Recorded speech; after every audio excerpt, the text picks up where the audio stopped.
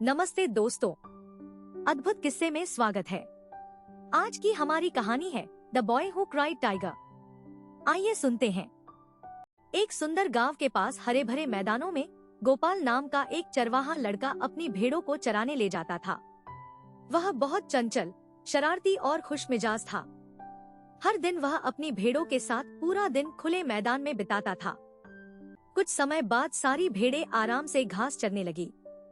गोपाल पेड़ की छाया में बैठा था, लेकिन अकेले अकेले उसका मन ऊबने लगा।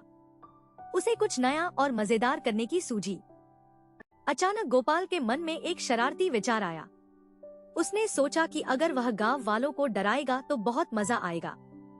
बिना कुछ सोचे उसने जोर जोर से चिल्लाना शुरू कर दिया। गोपाल जोर से चिल्लाया, बाघ आया, बाघ आया, मेरी भेड़ों को बचाओ। उसकी आवाज सुनते ही गांव वाले घबरा गए और हाथ में लाठियां लेकर उसकी ओर दौड़ पड़े। गांव वाले दौड़ते हुए वहां पहुंचे, लेकिन उन्हें कहीं भी कोई बाघ दिखाई नहीं दिया।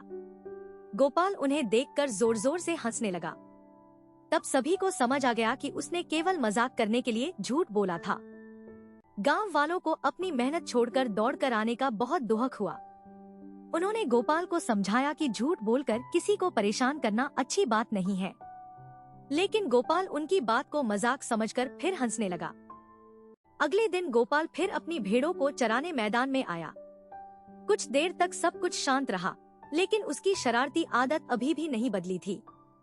उसने फिर से गांव वालों के साथ मजाक करने का निश्चय किया। गोपाल फिर जोर जोर से चिल्लाया, बाघ आया, बाघ आया, जल्दी आओ। उसकी आवाज सुनकर गांव वाले एक बार फिर सब काम छोड़कर उसकी मदद के लिए दौड़ पड़े। इस बार भी वहां कोई बाघ नहीं था। गोपाल फिर जोर जोर से हंसने लगा। अब गांव वालों को बहुत गुस्सा आया और उन्होंने तय कर लिया कि आगे से उसकी बात पर आसानी से विश्वास नहीं करेंगे। गांव वाले नाराज होकर अपने अपने घर लौट गए। गोपाल ने उनकी बात को गंभीरता से नहीं लिया।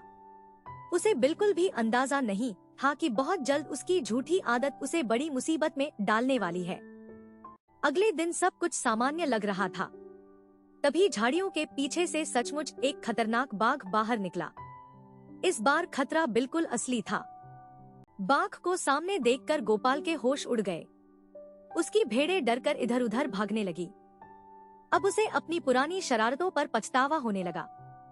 गोपाल पूरी ताकत से चिल्लाया, बाघ आया, बाघ आया, कोई मेरी मदद करो। लेकिन इस बार उसकी आवाज में मजाक नहीं, बल्कि सच्चा डर था।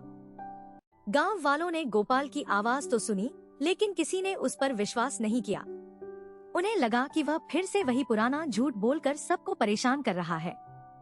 किसी के मदद के लिए न आने पर गोपाल अकेला पड़ गया। वह अपनी भेड़ों को बचाने की पूरी कोशिश करता रहा, लेकिन बाघ ने उसके झूठ का फायदा उठा लिया। अब गोपाल को अपनी गलती का पूरा एहसास हो चुका था। गोपाल पूरी तरह टूट चुका था। उसे समझ आ गया कि बार बार झूठ बोलने की वजह से आज किसी ने उसकी सच्ची पुकार पर भी विश्वास नहीं किया। उसे अपनी गलती पर गहरा पछतावा होने लगा। कुछ देर बाद गांव वाले मैदान में पहुंचे। उन्होंने गोपाल को रोते हुए देखा और समझ गए कि इस बार वह सच कह रहा था, लेकिन तब तक बहुत देर हो चुकी थी। गोपाल ने गांव वालों से हाथ जोड़कर अपनी गलती स्वीकार की।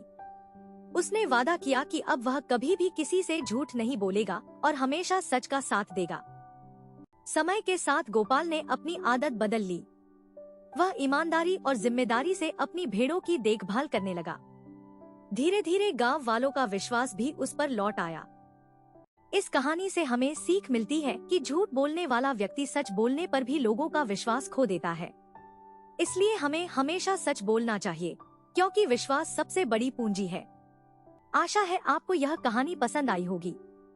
ऐसी ही और अद्भुत कहानियों के लिए हमारे चैनल अद्भुत किस्से को लाइक और सब्सक्राइब जरूर करें। धन्यवाद।